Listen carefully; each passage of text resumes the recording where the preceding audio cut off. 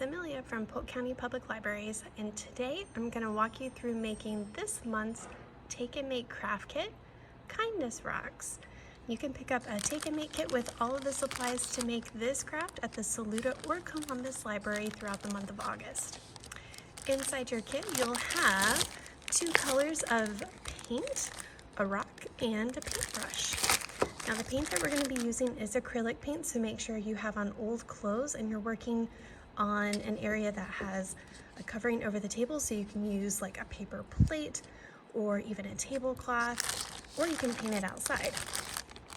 So I've got my rock and my paintbrush, and I also picked up some toothpicks in case I want to write a special message on my rock and then hide it around town to brighten somebody's day.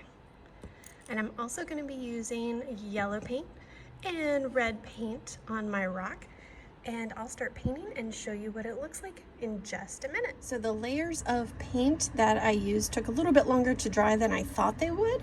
So this is a really great activity to do on a hot day outside where your paint will dry quickly. And I used one of my colors of paint. I had yellow in my kit, and the yellow I used as a base layer, and then I used red for the accents and the words, and then I also used a black Sharpie to try to draw a bee. I think that kind of looks like a bee. But anyway, your kindness rock can say whatever you want, and remember, the goal is to hide your rock around town or in a park or even outside the library and make somebody's day when they see it and bring a smile to their face. So I hope to see your kindness rocks around town soon.